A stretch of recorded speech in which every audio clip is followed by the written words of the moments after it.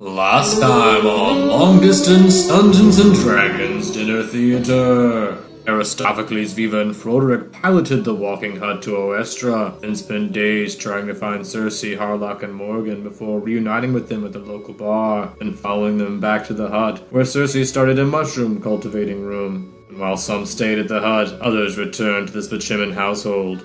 Cuthbert, Archaon, and his allies wandered around the Kelnaran Temple Labyrinth and got to know each other better before figuring out the maze's weakness and attracting the Minotaur and engaging it in battle. And now, Long Distance Dungeons and Dragons Dinner Theater continues. I think I'm gonna try using the musket. 9. I get a reflex save. I fail, so I still take full damage. Alright, 1.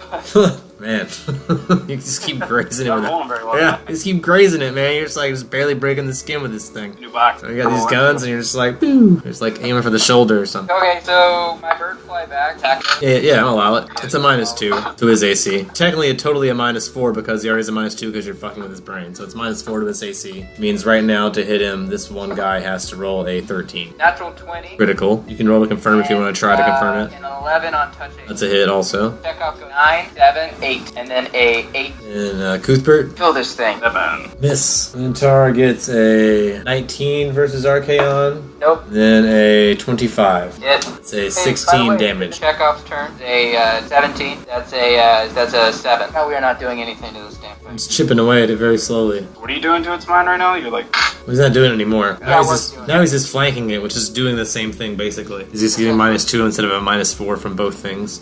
15 on the... See, it's a hit. Long big money. 2. That's all night. 18 versus Archaon, and then a 10. Nope. Alright, back to you guys. So, I'm gonna roll a 5. Hit.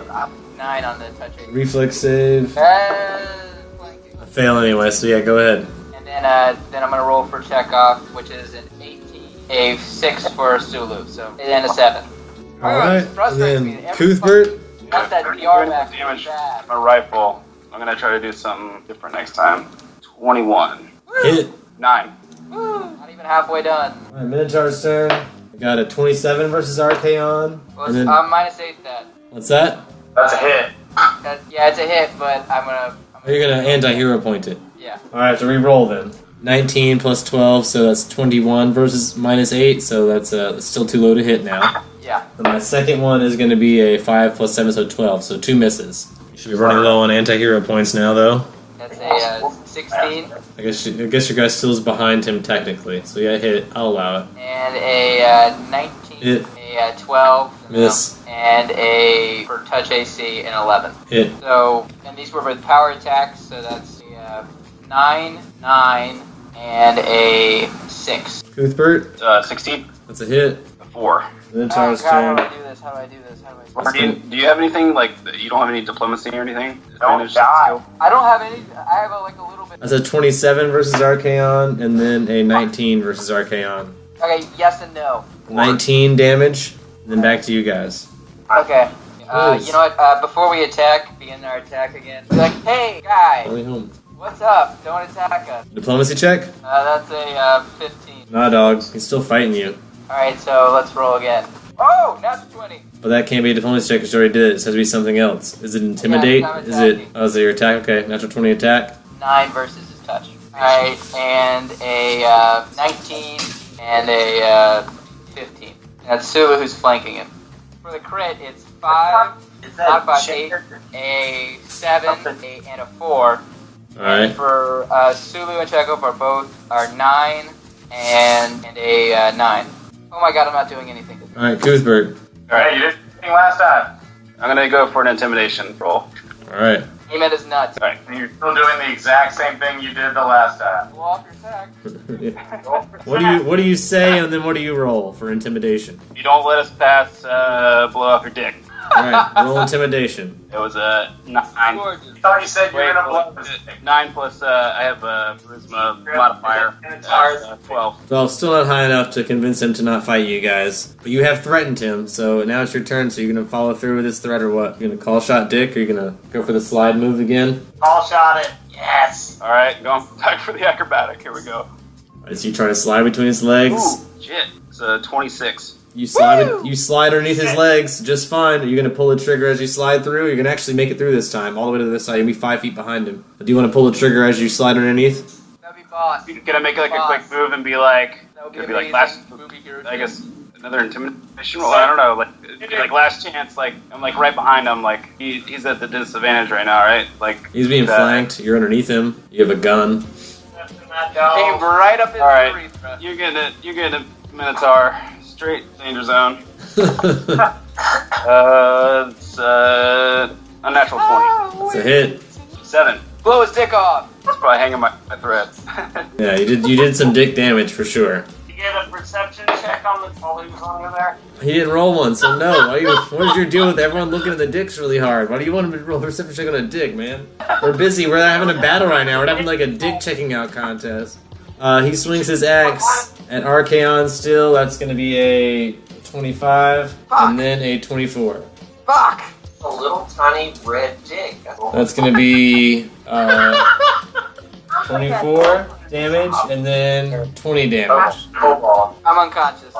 Seems something very deja vu about this. You can't quite place it because it wasn't your hero point, but something very familiar about what's happening. It's back to Chekhov, Sulu, and you. But you can tell his Minotaur is pretty weak this time, actually, though. The big difference is he's a lot weaker this time than the other time that never happened. You don't remember anything about Another it. intimidation roll. Intimidation for 12. Alright, so you're behind him now, and you've got a gun on his back, and what do you say? Like, we need to go in it's a chamber that we need to go into? Let us pass Chamber. into the chamber. Let us succeed, or I'm giving you another round in the dick. Alright, well, you rolled a 12, so it's not going to be high enough, although that was very intimidating, I guess. So, you're going to have to roll the attack and just shoot him again. Shoot him in the dick. Attack dick. Alright. Are you behind him? I rolled Good angle for a 19 It's going to be a hit. plus 6 modifier. Yeah, hit. It's versus touch AC, it's total hit. A 6. And then back to Chekhov and Sulu. Intimidate. Right? Intimidate. You want that guy to blow up? You're gonna let us in through that chamber, huh? Is this dick still attached? I mean, it's hard to tell, unless you want to roll a perception check. What? What? I'll roll a perception check. I got a high-ass perception check. Okay, I got Roll a it. 3. Looking at his nuts. So I'm gonna be intimidate check to be like, hey, do you want that guy to blow off your dick? Let us into the chamber. Roll it. Okay, that's a 19.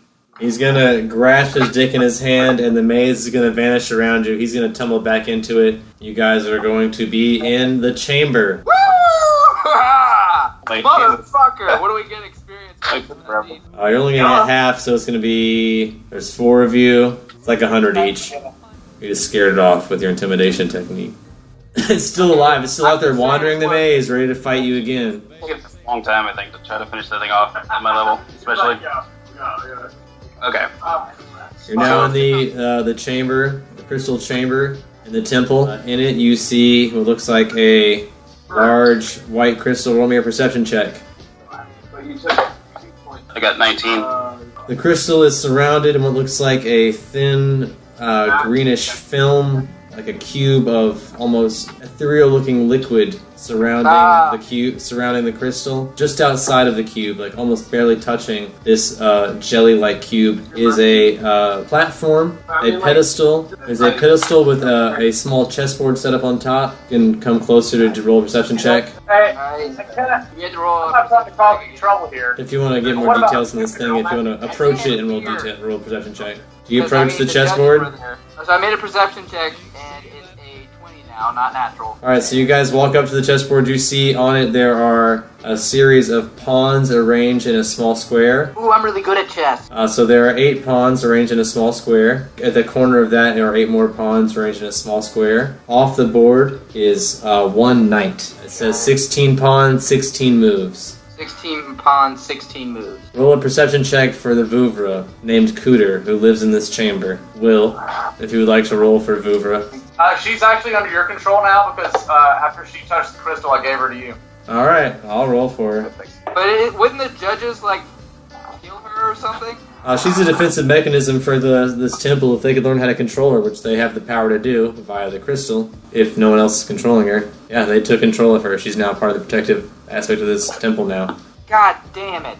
a bitch, if I remember. Yeah. I trained her good. So as you're staring at this puzzle, you'll see a nude woman, very young, just her torso, coming out of a pool just behind the crystal. And standing next to the pool is a man with a gun, pointing it at the two of you. So you guys are in a chamber. In the middle of the chamber is a crystal surrounded in a green cube. In front of it is the chessboard. On the other side of the crystal and this green cube that's surrounding the crystal are a man with a pistol and a nude woman in a bath. Damn it, we're all gonna die. Is this like a choose your task sort of situation? This is the point where I'm being lenient. I'm being a very lenient DM, and instead of saying just roll for initiative, I'm allowing you guys a second to give me something besides battle to initiate yourselves in. Otherwise, we're going to have to enter initiative with these two creatures. Wait, don't shoot, please.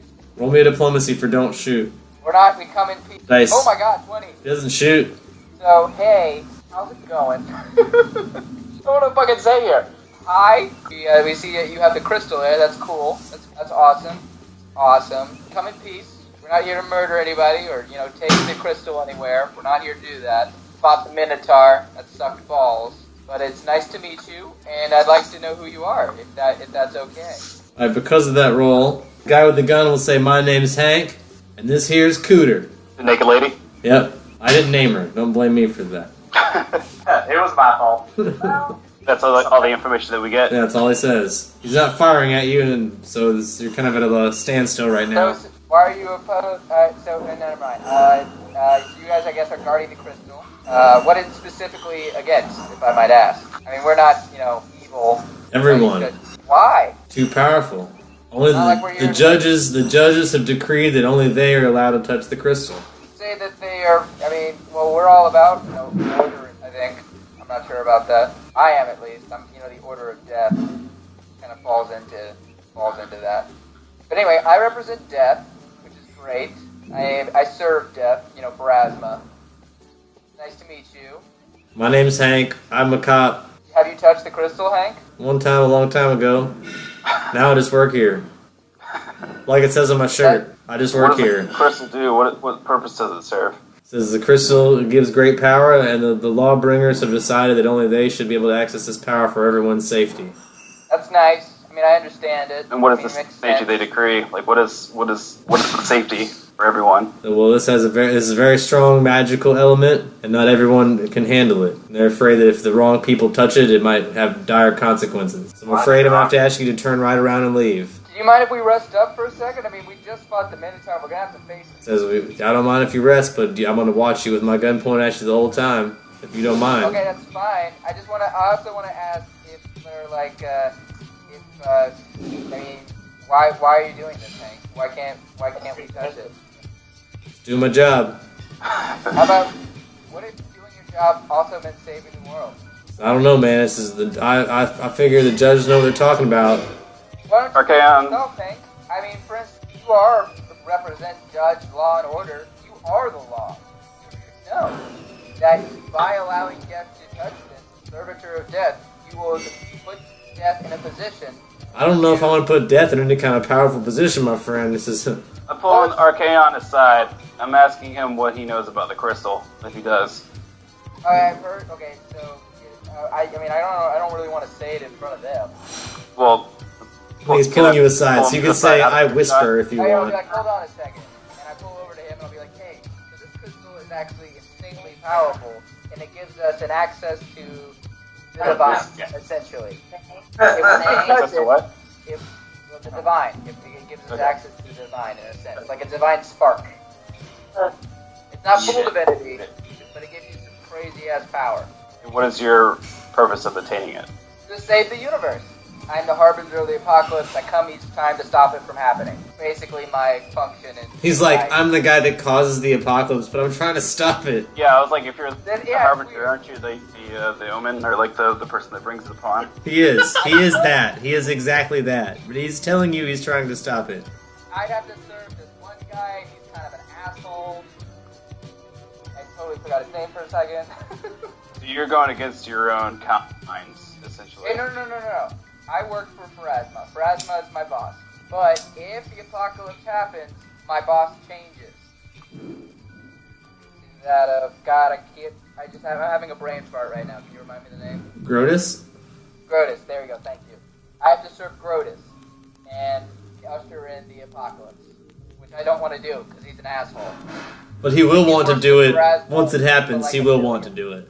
Except I got my ass handed to me by my boss. He has a very limited free will. Unlike you, a humanoid creature on the material plane who has some form of choice. Okay. Like he's bound to do something. Like he has a job now, he'll have a job then, and he can't fight it. Okay. And if my job changes, I become very upset. There's nothing you can do about it. No, there's nothing I can do about it. Doesn't mean I want it to happen. No. I wonder if Grotus would give me my powers back. No. Better not even think about it. Not even think about it. Is it worth it? Pharasma's the only god for me. We'll see. So are we gonna rest, or are we gonna continue to? We're gonna rest for a second because I'd like to be at full hit points. If things go south. I mean, if you're gonna rest, Hank's gonna ask you to leave and rest in the maze. He just said he would. He's going back on his word. That's some kind of law. Well, because you spent a whole bunch of time rambling since then. Now I don't like it. I was talking to my buddy about the world and society. Well, you spent too much time whispering, and I got suspicious, and now I don't want you sleeping in this chamber. My name's Hank, and I don't want you here. So if you're gonna sleep, you can sleep somewhere else. So can I do a diplomacy check? If we go back in the maze. That's what happens. It's not my problem. I just work here. Your goal is to protect the people. Mo, my goal is to protect this crystal Actually, from no. people. Your goal is to protect the people by protecting the crystal from people.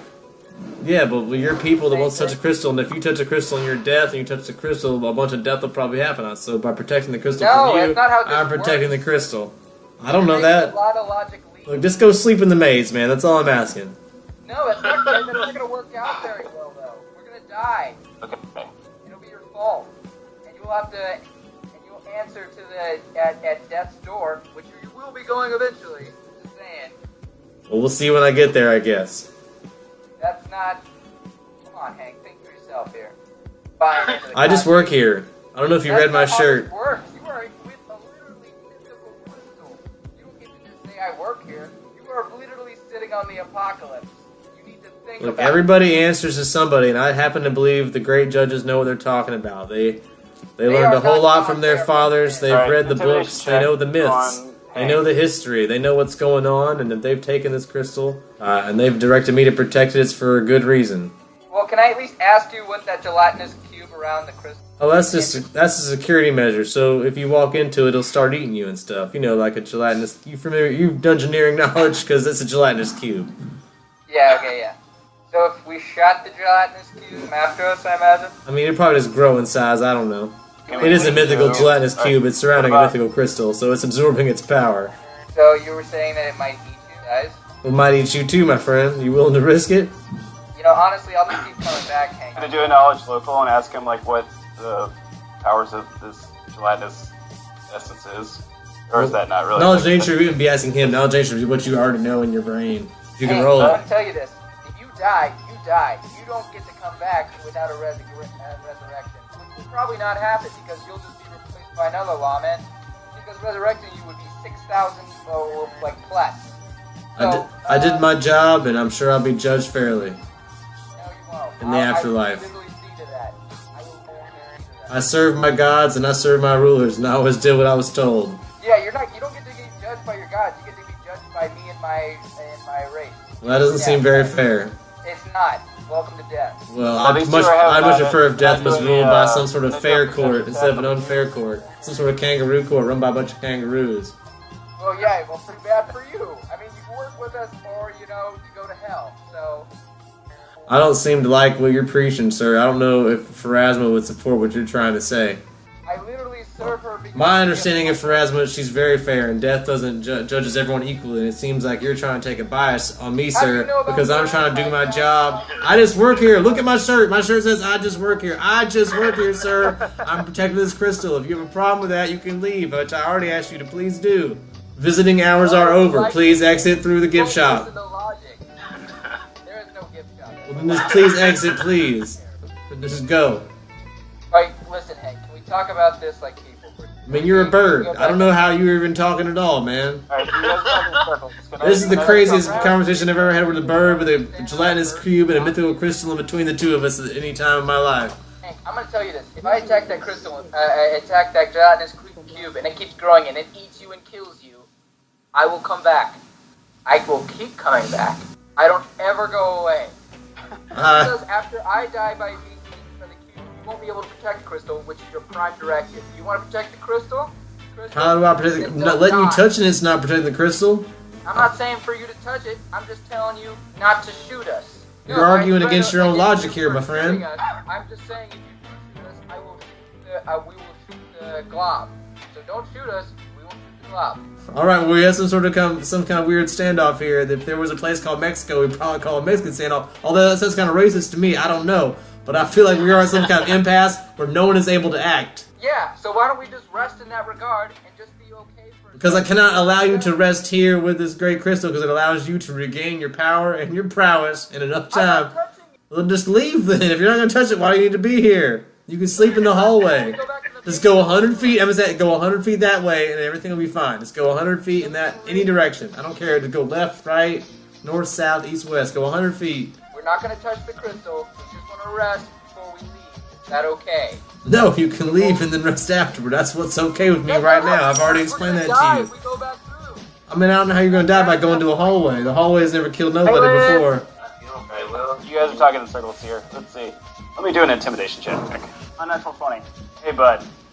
Either you tell us what your end game is, why you're really partaking this thing, what purpose you have, or you let us get past this cube, this gelatinous thing, or you're going to suffer some consequences. So tell us how to get past the gelatinous cube. Alright, he's pretty intimidated. He said, look, man, I just work here. The judges told me to protect this place. I'm doing my job. I've touched the crystal before. I felt very powerful afterwards, so you don't want to fuck with me. Because I got great power. I could totally shoot you. I could shoot you from here through the gelatinous cube. Protected it before. Can I have a diplomacy with this guy about that last thing I've been arguing this whole time? I feel like that would work out in this situation. I mean, I don't let anyone roll anything. You can talk all night, and it's not going to do anything until you roll.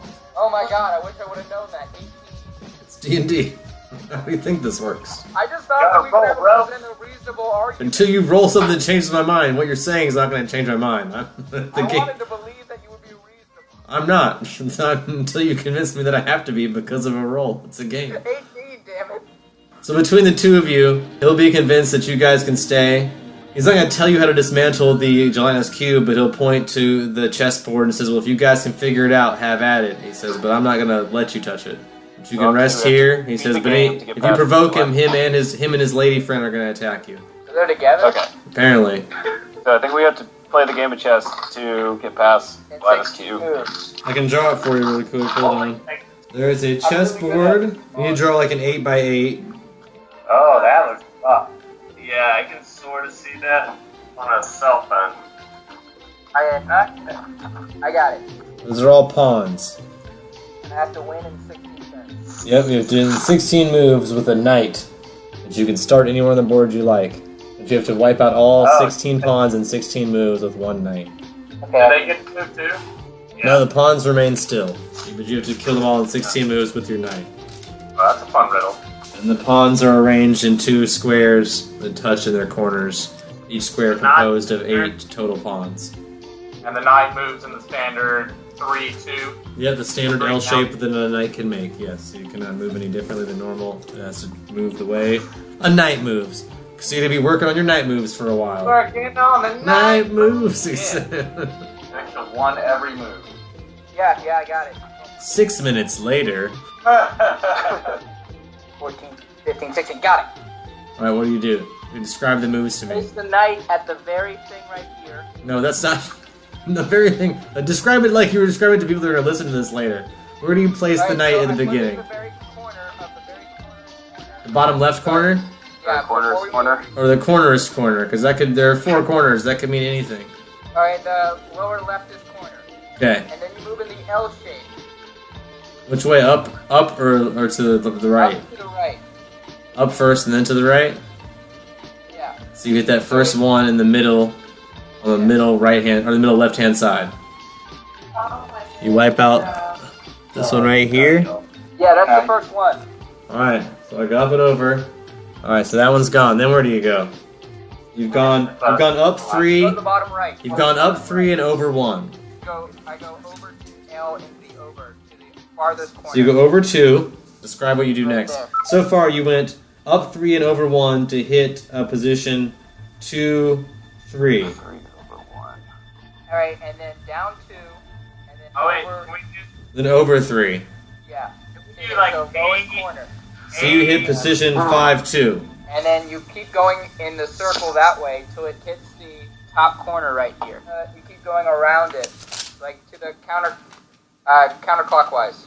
I'm right. So Okay, I don't know what you're doing, but I know that it works out. So you go up 3 and over 1, and you go down 1 and over 3. And it goes all the way around this first circle, which knocks it out. That doesn't make. But what do you do after? Just to describe your third move to me after down 1 and over 3. And then it goes up to the top corner. So up 3, or up 2, I guess, depending on how you want to count it. Yeah, And then over left, you go to the left, I guess. That's the next one you would hit. that's the only way it works. Yep. And then what do you hit after that? And then you go down to the middle. Because you're in the middle of the top row, right? Of the bottom or the bottom Yeah, square. oh, sorry, I meant the bottom triangle. That is the bottom triangle. That is the bottom left-hand side. Okay, so that's that one out. Then from there, would you go to the right-hand side? Then you hit the middle. You'd hit the top left next, and then you'd hit the bottom middle, and then you'd hit the top right. Wait a second. And that's how you do that whole first circle. You do the top right Right last. here. And then you go over 3 right here, and you go up to this one. Yeah, I know. It's And then you go up and over 2, and then you go up 2 and over 1.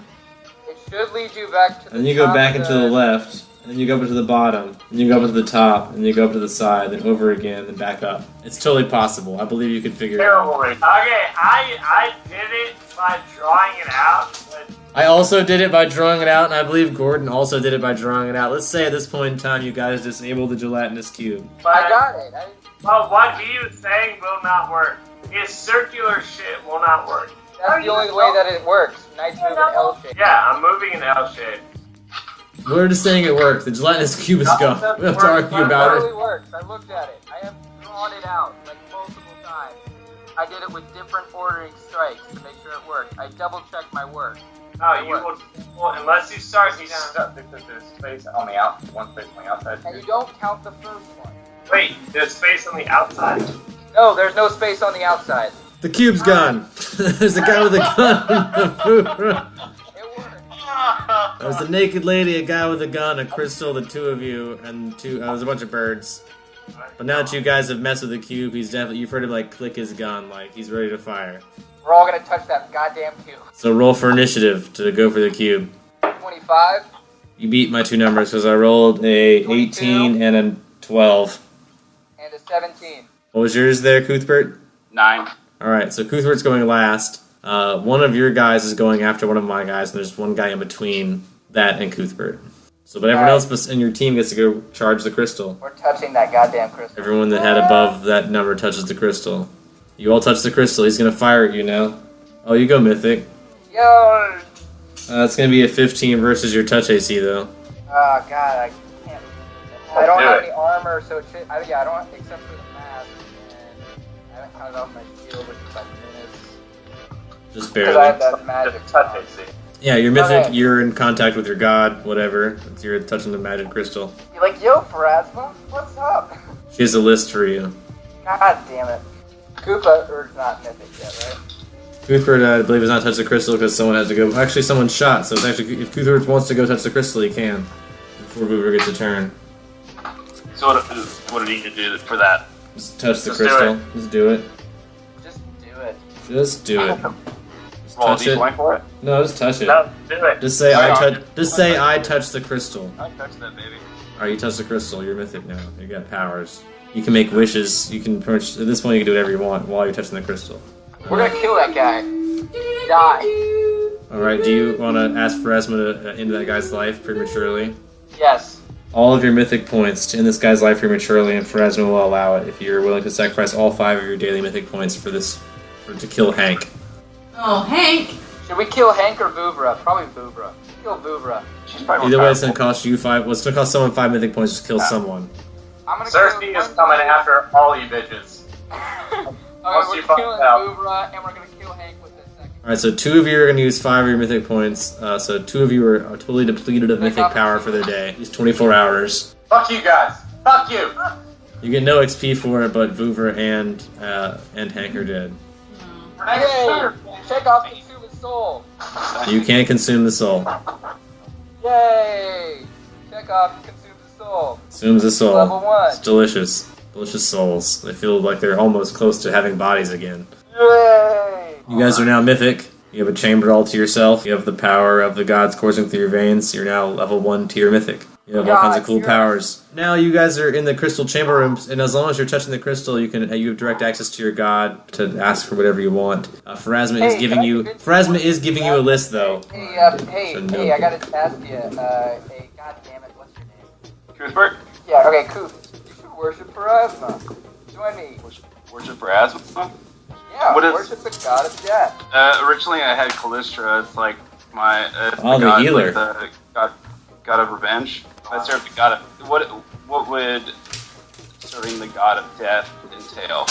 Well, You can serve more than one god. This is a game that allows you multi-deities. it's super duper great. Just saying. Because, one, we don't really have that many expectations of what you want to do. You can basically whatever you want. The goddess of death and fate. Lots of other cool stuff. So, we Feel get like, like we have something clergy that on that top of we can do. Callistra might be kind of cool. Yeah, why not? Let's fucking do it. Yeah! Alright, by doing this, you have gained a new disciple, which means your god has become more powerful in this realm. And you have more power now in this temple because you've gained a follower in this temple, so. We're gonna convert the entire continent. Okay, that was probably stretching.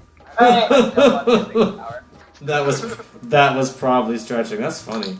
That was definitely stretching. I still have 5 mythic points. Can I Yeah, you learn still have a one? list to review as well. Pharasma's greatest offenders, and you have a list of leads of people that have crystal encounters in the past. Alright, cool. She's held up her end of the bargain and allowed you to go after what you said you needed to defeat Cersei, and now you've gotten it. You've touched this crystal, so now she expects you to go after people on her list. You're welcome to build your legion or whatever. You said you've got what you needed to go forward, so here's what you have to do. Our number 1 offenders are Cersei, because she's of high mythic power and raising the undead.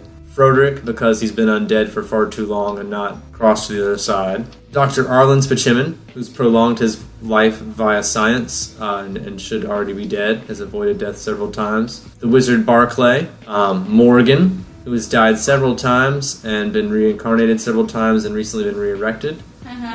Is a major offender. Needs to be taken care of. These are people that are like past their deadline. Like these people are already dead as far as Fred's concerned. Like these people need to be dead. Osk, who died a long time ago and was saved by the shadow gods. A broken contract. And as far as crystal, people have encountered the crystal. She has records of some that are dead, which are not of good use to you unless you're willing to visit the boneyard again.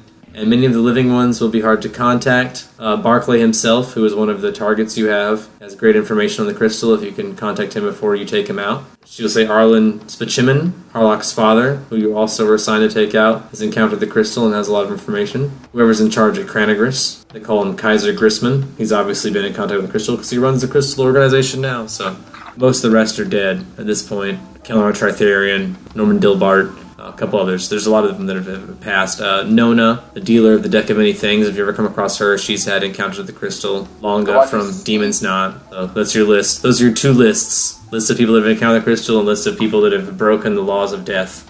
She will also reveal to you that you are in what is known as the Arsenal Crystal. Each crystal is designated with a different purpose. This one is known as the Arsenal, known to grant those that gain power from it a strong magical weapon or defense of some sort. Could I get my weapon back? Your soulbound blade? No, because that's like lost to some other dimension, man. It's not even on this plane anymore. Kind of like extra dimensional. If it was on this island, like if that extra dimensional plane was some on this island, I might be able to help you. Alright, Archaon the Everchosen and your allies from your god Pharasma are all granted ethereal bone armor. So everyone that follows Pharasma gets this bone armor, ethereal bone armor. It takes a standard action to activate it. While activated, you get a +4 AC. You get damage resistance of 5 against all types of damage except bludgeoning. It does not. When it's active, it doesn't exist. Oh, so it's like a magic power. Yeah, it's ethereal. It appears from the ethereal plane. It's like force armor. Okay, cool. That's actually pretty cool. It has ghost touch, so it does protect you versus ghosts and other incorporeal beings. It is armor versus incorporeal beings. You do have a 20% spell fail whenever it's active, though. So if you're casting spells with its armor active, you have to roll a d20. So if you roll a 1 when you roll a d20, then you fail your spell. Also, as a standard, 1 round per day when already active. So you can't do this. So like if you cast this armor, you couldn't do this in the same round. But the next round, as a standard, you can activate Bone Call, which will attract any uncovered bones within 30 feet. Be like, hey, you want some more auger tools? Here's some more bones. Yeah, there you go. You just draw them near you. I don't know what you're going to use it for. I'm just saying it exists. Okay, I'm thinking of ways. It's calcium, which is pretty good in chemical reactions. If I could break it down. Cuthbert, you receive a skeleton key, which can unlock any lock. Damn. When you use this key, it has a 20% chance of vanishing and disappearing. So every time you use it, you have to roll a percentage die. If you roll below 20, it'll vanish and you can't use it again. But if you roll above 20, you can keep using it every time. Okay, this is awesome. This is way cool. Way cool. Gracias, Brian. No problem. That's all you guys get. Let's start with our new characters. First of all, let's determine if you guys are for some reason together. And then we'll try to figure out what that reason might be. So here's what I'm going to let you guys do. One of you, whoever you feel is the luckiest, which if I'm going to be racist here, no.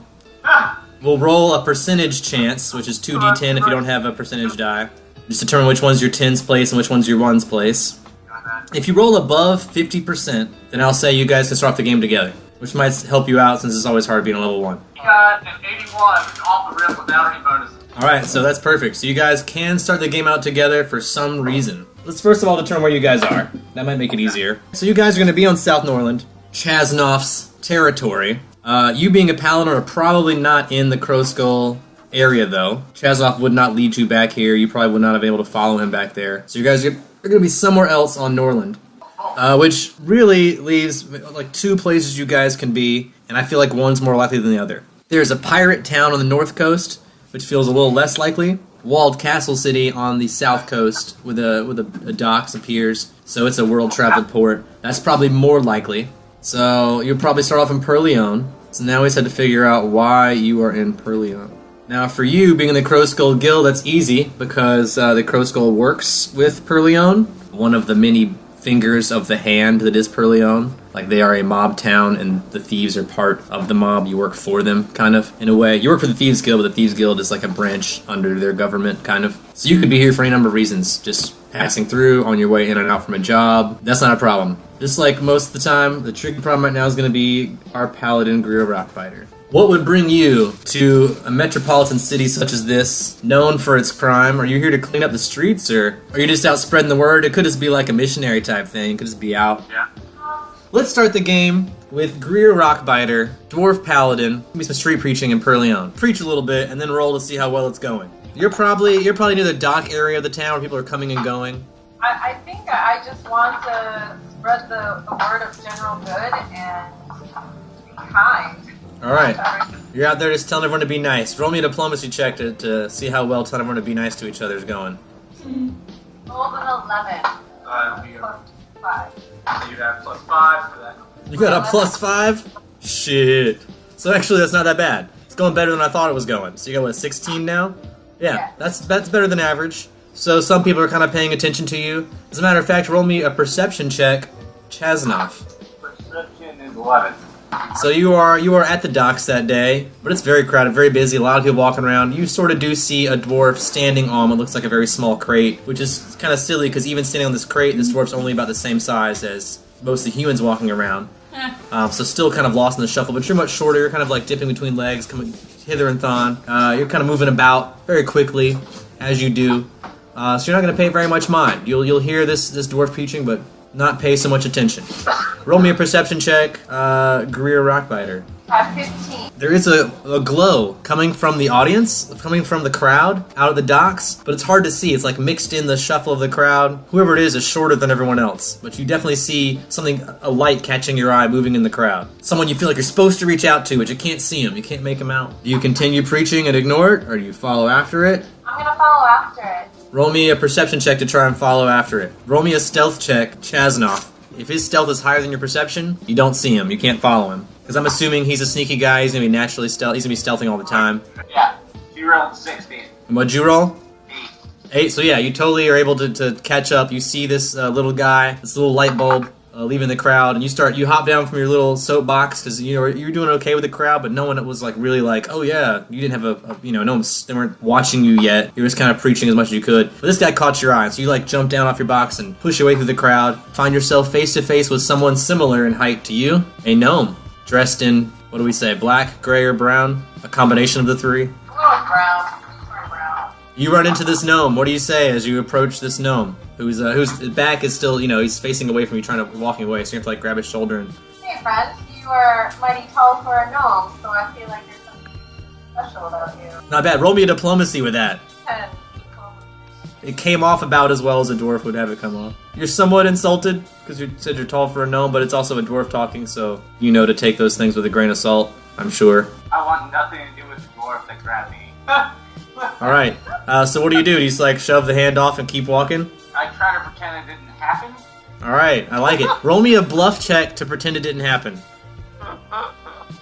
That's a 3. Alright, so you try to pretend like you didn't notice, but the dwarf knows you noticed. It's like there's no way that gnome didn't notice that. So the gnome keeps trying to walk away. Is walking now towards the gate of the outer wall from the docks leading into the city of Perleone. It's so awkward. Do you continue to follow the gnome? Oh, absolutely. Alright, you follow the gnome. Roll me a perception check and a stealth check again to see if you can continue following the gnome, who will try to lose you, I'm sure. A sneaky gnome does not like being talked to by strangers in the street. Stranger danger. That is stealth. 10 for me. Ooh, that's like perfect. He almost gets away as he ducks into the city, but you're just barely. If he was any sneakier, he would have gotten away. You will be stopped at the gate, Greer. Chasnoff will be able to enter, no problem, but you will be stopped by guards at the gate. Show proof of passage that you have rights to enter the city of Perleone. Are you part of the family Perleone? Do you have some sort of papers for your visit here? No, I don't. I just have curiosity with that really tall gnome. Alright, so I feel bad for the dwarf. Alright, emotions, I like it. Very, very much so. You'll hear this going on. You'll hear the dwarf get stopped at the gate as you sneak in. So I try to talk to the guards at the gate and say it's cool for the dwarf to enter the city. Alright, the dwarf is with you. I really don't want a lot to do with her, but I want her to be able to get Alright, in the city. so they'll say, alright, Chasnoff, this will be your +1. So this dwarf is now your +1. You may not want anything to do with her, but you know that +1 means you're responsible for any trouble that she gets into here in town, basically. But yeah, you've just like waved your hand like, yeah, okay, come on in. So the dwarf's now inside the city. Do you continue to walk away, or do you confront the dwarf and be like, why are you following me? I continue to walk away. Alright, gnome continues to walk away. Do you follow, dwarf? Yes, I'll follow that. Alright. Here we go, another stealth, another perception to see if the gnome, Chasnoff, can sneak away from Greer Rocklider. 4. Where's stealth? Get a 6 or better. Yeah, 9. Yeah, But good enough. You lose track of the gnome. The gnome may still be around, may even be watching you, but you no longer see the gnome. Roll me a perception check there, Chasnoff, to see if you still see the dwarf, if you're still watching the dwarf try to follow you. I rolled another 9. You probably aren't looking back then, unless you have some good 13. perception. Yeah, 13. 13? Alright, so yeah, you have a sense that the dwarf, you probably didn't look behind you. You probably didn't check behind you. You probably like ducked really fast behind some stuff. You have a sense that the dwarf is still behind you, but you don't look behind you and see. But you feel like you probably ducked enough times to like have lost this dwarf, who is now just wandering around in the city of Perleone. Has already made it past one of the grand entrances, not the front gate, but the rear port gates. You would have noticed that the guards were Vishkanyan, so like snake people were the guards that stopped you, and there are many of those stationed here around town. A lot of cat folk, Tingu, which are crow people, some boar folk, some lizard folk, some elves. Roll me a perception check. 4, so 6. You see some elves. You do pass by a loan office, small market, a brewery, an inn. We've got a large bureau here, a large cathedral of some sort, with a sign on the front door offering to forgive your sins for gold. Got a very large meeting hall in the center of town, a small doctor's office, a small library, a bell tower in the courtyard in the center of this castle city. Some very small homes, but then a large keep near to the docks, heavily guarded, labeled House of Perleone in stone. Near there are some greenhouses. There's a tavern called the Black Cat. Got a very large theater. Yep, 4 watchtowers, one on each corner of the wall, surrounding the city. You just came from the pier and waterfront, which there was a small game room there. A lot of the travelers travel through. They've got a laundry here in town, which you might care about as a very cleanly paladin, so if you need your clothes repaired or cleaned, they got that. They also have a printer here, if you want to get anything printed. So you spent some time wandering around. So Chasnoff, you'll know about all that stuff because you've been to Perleon before. It's kind of where you're hanging out right now. But Greer will have wandered around the city looking for you and seen all these things instead. What's your next course of action there, Greer Rockbiter? No leads and nothing to go on. That's how I love to start a game for every character. Just give them nothing. See what happens. I'm just looking for a sign. How hard are you looking for it? Signed. Are you willing to pray about it? I need to roll diplomacy to see if your god's listening. 17. What is your primary weapon? Longsword. Alright, so it's going to look kind of crazy because you're now walking around the streets with your longsword out, pointed directly in front of you like a divining rod. But it will help lead you towards the gnome you seek. So the gnome, who was trying to run from you, will now roll a perception check. 19. Alright, you thought you got away from this dwarf, you stopped to catch your breath. You look out the tavern window. You probably stopped at the tavern for a drink, but you look out the tavern window and the dwarf's approaching the tavern, holding her sword out in front of her, like walking towards the door of the tavern. As she walks in the door of the tavern, sword out. The dwarf is now standing in the tavern, sword out, pointed at you, sitting on a bar stool, enjoying an ale. I sigh greatly. That it's not worth running anymore for this. Alright, so the gnome will pat the seat on the bar next to him. Do you join the gnome for a drink? Yeah. You're the gnome. Dwarf shot. Eh. I will say I want a pint, not a shot. Well, they're the same price either way, so 1 gold per at this particular establishment. I buy dwarf a pint and ask why she's been following me. I'm following because there was an aura around you, and so I wanted to know why. Especially when I was preaching for everybody to be good and kind to each other. I don't know what you're talking about either. Yeah. I just had a long day raising the dead, stealing stuff. Don't need to deal with this right now. Really sorry. Well, something had to give, because that's why the aura was around you. I still don't understand. That's why I'm where- following you. I'm just trying to get to know your story so I can understand why I saw what I saw. Your god will You're crazy. your god will whisper to you, he could be good. There could be good in you. No, Just to find out. No. you're looking for someone else. Very short tree as a gnome, so Oh! Classic dwarf comeback. Before a gnome. I don't understand why you're being so difficult. I do realize you're a gnome, but I saw what I saw. So just tell me your story. You're stuck with me. You're raising the dead. I'm stuck with you. Kind of. You Yeah, did buy me a drink. I did buy you a drink. It was my own fault. Yeah. You brought this upon yourself. Now you at least have to wait until she finishes the drink. Now she wants to make conversation about your day job. I live paycheck by paycheck. Doing, Thank you. no, wait, hold on. I get paid job to job. Whatever needs to get done, I have to do. Who's your employer? I don't have it. Who pays you? You're paying, if Whoever you're my getting- employer is at the time. What are their names? What? You didn't really open your business. Yeah. Are you doing my taxes or what, lady? Yeah. You are so bluntly dwarf of living. What are your hobbies? I'm interested in the source of your income. Do you have any mineral wells? I try to slip away to the bathroom. Alright, so yeah, you can do that. Well, it might take a bluff. Are you actually going to the bathroom or are you trying to sneak away? I'm trying to sneak away. So you're going to excuse yourself, but excuse me, I'm going to go to the bathroom really quick. Because that's a bluff check first to lie about having to go to the bathroom. She will have to roll a sense motive to see if she believes you. So far, doing the paladin job 100% properly. Yeah, the stick up your ass is a class feature. Yeah. Wow! Without anything else. One. So that's still, I assume, high enough to sense that he's lying about having to go to the bathroom. Yeah. He's trying to sneak away from you before, so you're like, yeah, me too. You like follow him to the bathroom. You should give him a survival check. All right.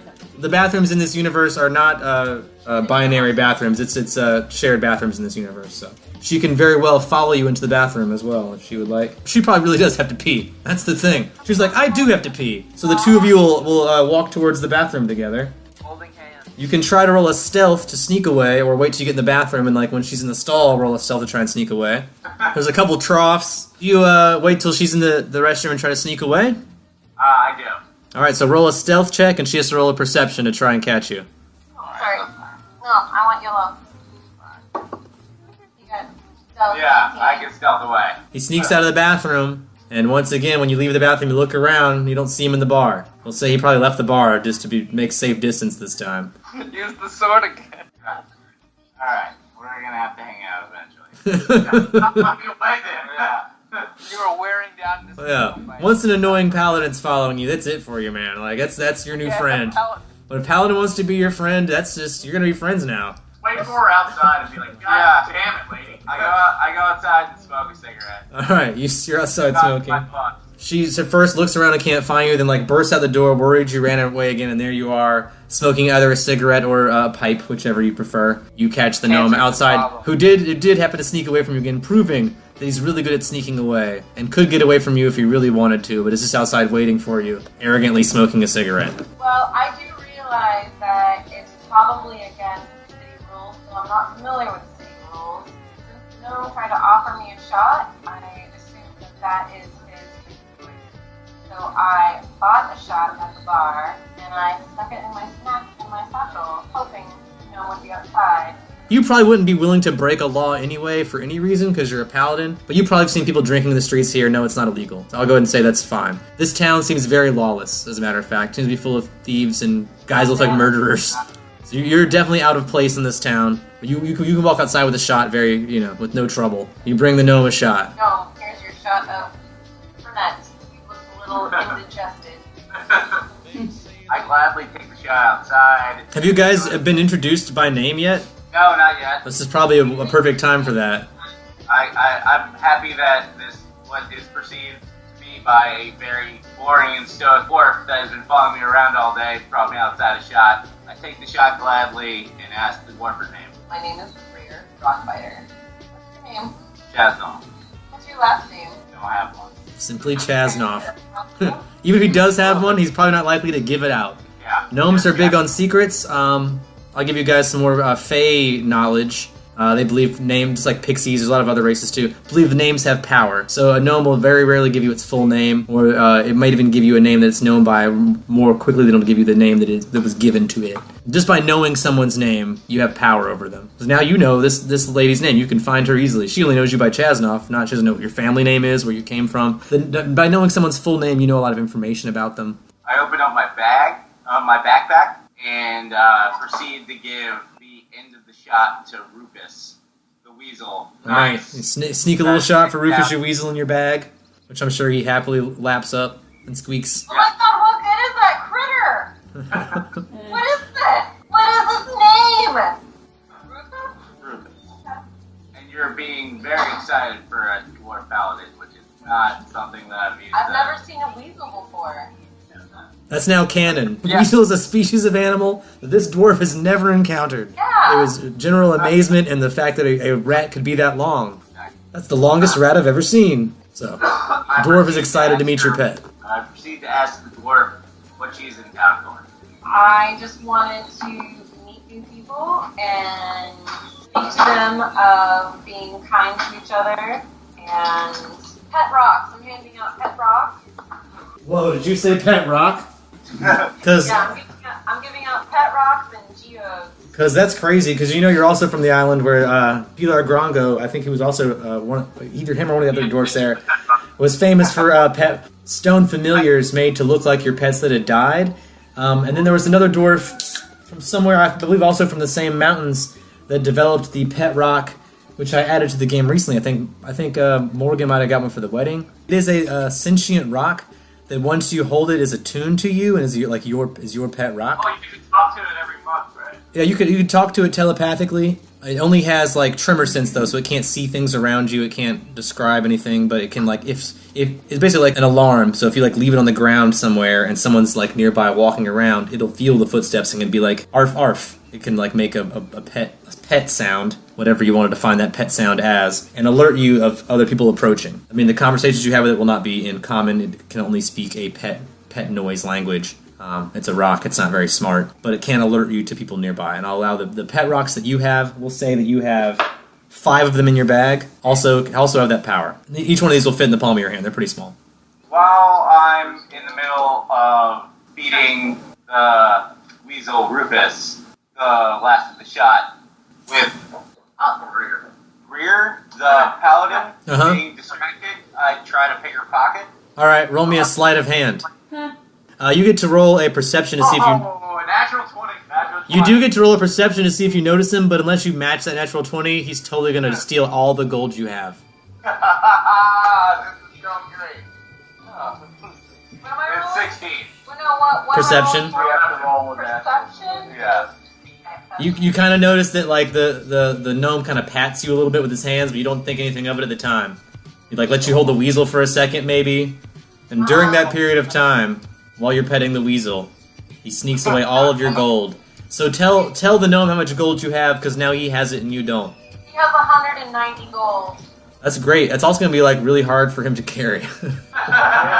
That's the funny thing about this is now he's stolen all this gold and is now obviously overburdened with gold. So I assume you also have starting gold, right? Yeah. Yeah. So you're probably over 200 now. Yeah. So you now have a bag that's too heavy for you to carry, full of gold. I thank her for bringing me a shot, and then give her 100 of her own gold back, walk to the Black Cat Tavern, and tell her to meet me tomorrow. I leave with 90 of her gold, I give her back 100 of hers. So here's 100 of gold for your time, meet me here tomorrow. I'm allowed to say no, you're going to give it back. I mean, you didn't know that he took it. Oh. Yeah, you can look in your purse and be like, oh my god, it's gone. You can roll sense motive him giving you 100 gold and be like, why the hell is this guy? Yeah, you could do that. You could roll sense motive to see if you're suspicious. Totally. Okay, fine. I will roll sense motive 1. That was a natural 1, by the way. You just think this guy's so nice. You know what? I knew there was some good in this guy. I knew he was good, and he just gave me 100 gold for no reason. What a nice young man. The world is right and just in your mind. Yeah. You know what? This guy's gonna. I'm gonna change this guy. He's gonna be a good guy. So yeah, I'm gonna meet him here tomorrow. We're gonna have regular meetings. All right. So now Chasnock has given me 100 gold. Or he's walking back into the bar. He can just follow him, or he can He leave. didn't say where he went. Oh, okay. He just said that meet me where? Where do you want me to meet? Oh, at the Black Cat Tavern tomorrow. At this point, we can talk about where Chasnoff goes, and if you follow him or if you go somewhere else. Where do you go now, Chasnoff? I have to go to the inn to figure out a place to throw the immense amount of gold I just stole into some other carrying case that is in the backpack I have. So I walk towards the inn. Roll a knowledge local or something like that to see if you can find a bank. Yeah. Let's see if they even have a bank. I don't think they do. I think they only have that loan office, but I'll check. Yeah, they have no bank. They do have a loan office. They have a market. They do have guild hall offices here. They have a very large guild hall, but they have small guild hall offices for all the fingers of the Perleone family, which the Crow Skull is one of. You could probably stash it there, although it's a thieves guild, so I don't know. Do you trust the other thieves with your gold? So that's that tricky part with that. Or you could go gamble it away right now or go spend it right now. That's always an option. Oh, There is no honor among thieves. I will go and Thank you. I can gamble away in the market. Oh, there's some gambling down by the docks. You know I'll go about it. down to the docks, They do like rat races. They got a couple different like dice games like onesie twosies, 9 lives. They have one really cheap game called Canary, Cat's Cradle, or Scratch. I take that free money that I took from the foolish dwarf and go down to the docks to gamble it away. All right, so you leave the bar and head towards the docks. Foolish dwarf, do you follow the gnome or do you head towards the inn with your 100 gold to rest? I mean, he's giving me 100 gold mysteriously. He's a nice guy. And I'm not supposed to know Yeah. that he stole it from me. So to be honest, if Then some- you're $100 richer. so if someone is giving me $100 and 100 gold, then I'm just like, ooh, okay. I'm gonna put it in my bag. All right. Or- You stash the gold, Which feels. which will feel lighter. Matter of fact, it was empty before you put that 100 gold in there, which was kind of weird, but you don't think anything of it. You don't sense any bad motives. You're like, maybe I spent my gold early. I don't remember. Maybe someone Yeah. stole to the docks earlier. You're not going to just assume this guy did it. I mean, I'm going to say you had no gold in there, so you're going to notice the gold was gone, but you're not going to remember whether or not you spent it or whether or someone else might have stolen it. You already rolled the sense motive so low that you're not going to. You don't suspect him at all. He's walking back towards the dock where you guys came from. You know the inn is actually quite near the tavern. You can see the inn from here, but he's heading the other direction back towards the docks. towards the south gates. I will clearly take the 100 gold. Alright, so as he walks away, you'd be like, see you tomorrow, buddy. Yeah. Yep. Bye. And where do you go while he goes to gamble? I'm gonna go to bed because it's hard. It is hard work. You gotta rest up. It's important. Plus, you gotta wake up early so you can like do your face and like get all your stuff together. Look sharp. Get your clothes done up nice. Polish your armor. Anyway. Yeah, you gotta polish your armor, iron your vestments. Yeah, the Black Cat Inn is attached to the Black Cat Tavern, so it's very easy to see from there. They have basic rooms, which comes with 1 bed and 1 meal for 100 gold. That's exactly what I gave you. Yeah, they're pretty nice rooms, though. I mean, It's nice of me to give you a free night's. What are Don't have to rub it in. do I have? Well, that's what gnomes do. yeah. Tricksters. It's several. You can go sleep somewhere else. But Yeah, but sleeping here at the inn will be expensive. It's one of the nicer inns in the world. It's in this castle city. It's well built. You're getting the most basic room there. They have nicer rooms, but most hotels are not this expensive. This one is because they feel like they are offering something of a premium. I think I would like to find a more affordable place. Otherwise, I can just on my bedroll. I am a former Girl Scout. So. careful where you sleep. Correct. Like you don't want us to sleep in the streets here. Look around for somewhere else to sleep. Besides some of the other smaller houses in town, which you'd have to find someone to let you in their house and let you sleep there. Possibly the cathedral or outside of town. What about the bell tower or cathedral? Yeah, the bell tower seems to be locked in the center of town and heavily guarded. The cathedral is open and will allow you to sleep there for 10 gold a night. Okay, I'll go to the cathedral. Alright, you pay 10 gold a night to sleep at the cathedral. Alright, you rest for the evening. You want to do some gambling with that money? Yeah. Chasnoff. Rat Race, Canary, Onesie Twosie, 9 Lives, Cat's Cradle, or Scratch. Does it matter that I don't know what any of those mean? No. They're all just different Okay. stupid dice games. You probably know how to play them since you're from there. So if you just ask, Yeah, I'll give you the details, but just to make it easier, so I don't have to describe all of them right now, just pick one and I'll tell you. I'd like to play Cat's Cradle, please. Alright, Cat's Cradle, you're familiar with this, one of your favorite games. Alright, so each player gets 5 lumps. The dealer will give you 5 lumps for 5 gold. It's a 5 gold game. You win when all of your lumps are gone. The cradle is the number 6 down there at the bottom. You're going to take turns clockwise, each rolling a d6. If the space that you roll is empty, you get to put one of your lumps there. If there's already a lump there, you have to take it. First person to run out of lumps wins. If there's not a lump there, you get to put a lump on the board. But if there is a lump there, you have to pick it up. If you roll a 6, you just get to put a chip on 6. You never move a chip from 6. So the cradle is the one place that if you put a lump there, or if you roll a 6, you don't have to pick anything up. It just stays there, always. well, we can. So that's the cradle. There are 5 other people playing with you, which means there are 5 other people putting in 5 gold. Now we get to roll for initiative. You got a natural 20. Alright, so you can go first, and they'll go after you. It'll go clockwise, but that won't matter because everyone else is imaginary. A D6. So now you roll a d6, yep. That's where you And you're put lucky five. that you get to go first because now you're guaranteed to have an open spot. You rolled a 4. Yep, so you put one of your 5 lumps on 4. You're 1 lump closer to winning the 25 extra gold. You walk away with 30 gold total, but 5 of it's yours. Alright, so roll for the next guy, number 2. I've got them spaced out. Alright, so guy number 2, he rolls a 3, Alright. puts his lump on 3. Next guy rolls a 6. Next guy rolls a 6. Yep, so that's a So lump that that's goes not... to the cradle. That goes in the cradle, that one's not coming back. Next guy rolls a 3, which means he's got to pick up that lump. So now he's got 6, 4. Oh, 4 man. has 6 lumps. Yep, so you know what, he's going to win. And guy number 5 gets a 4. So he's got to pick up a lump. And then I believe we're back around to the top. He rolls a 1. Alright. So he puts his in the 1 spot. Correct. Guy number 2's got a 4. Guy number 3 has a 6. That Sweet. goes to the cradle. Goes to the cradle. Next guy's got a 6. Goes to the cradle. And the last guy. Guy's a 2. So now it goes back to your character. Chasnoff. Chasnoff. Roll a 4. Yeah. So you take the 1 off the 4. I rolled a 2 for number 2, so he's going to take the 1 off the 2. I rolled a 4 for number 3. Oh boy. He's getting close. Yep. I rolled a 3 for number 4. And a 1 for number 5. So he's going to have to take So he that 1. takes that He takes one. a lump. Alright, now it's your turn again. Chasnoff. You roll a 4 or 3? 3, you take the 3. Oh no. Alright. You're getting your lumps. I understand this now. Alright, so now I got a 1 for number 2. A 3 for number 3. Oh man, 3's getting looking close. good. A 2 for number 4. Oh man. Oh wow, what a dangerous playing field. And a 6 for number 5. Number 5. Roll a 5. So he rolls a 3. Ah. He takes 3. Yep. I rolled a 4, so I'm going to take the 4 for number 2. I rolled a 2, so number 3 is going to take number 2. I rolled a 5 for number 4.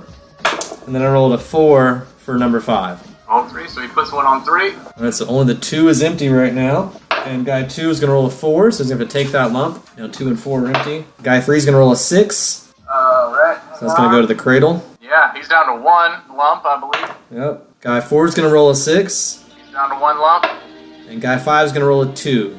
Got 3 lumps. Yep. And there's only the 4 space open now on your turn, Chaznov. Roll 1. And he takes the 1.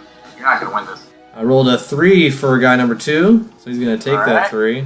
I rolled a 1 for number 3. Number 3 wins. He's out of lumps. He makes the 30 gold. That's game. Fair enough. Everybody loses 5 gold except that guy, who makes 25 gold. What's the highest stake gambling game I could do? Just one. Before I go back to the Scratch is probably a higher bidding game. 500 gold.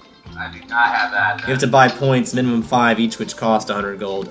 Maybe 9 lives or Canary. Well, Canary's cheap, so 9 lives is the only other Don't forget you might big be money gold game. tipping. I'll take my 5 gold loss and my 90 gold gain and walk the streets. I mean, you'll know that you're always good. You can either sleep in the inn or like I said, the Guildhall office here. You're welcome to stay there as well. And regardless of the fact that I'm from here, the inn still costs the same amount for me. You could probably diplomacy them down. I mean, you can always talk to people. I mean, that's the price of a room, but you could be like, hey, it's me, Chaznov, and roll me a diplomacy, and if you roll high enough, I'll be like, oh yeah, Chaznov, get in here, you old scam. Regardless, I'm gonna go to the Guildhall and just see my old buddies I haven't seen for a little bit. You go to the Crow Skull Guildhall here in town. It's smaller than the one in the actual Crow Skull, but it's like a remote office. There are 6 other Crow Skull members there. The majority of them are Tengu. 5 of them are Tengu, and there's 1 Kitsune. Do I know any of them? Roll me a knowledge local.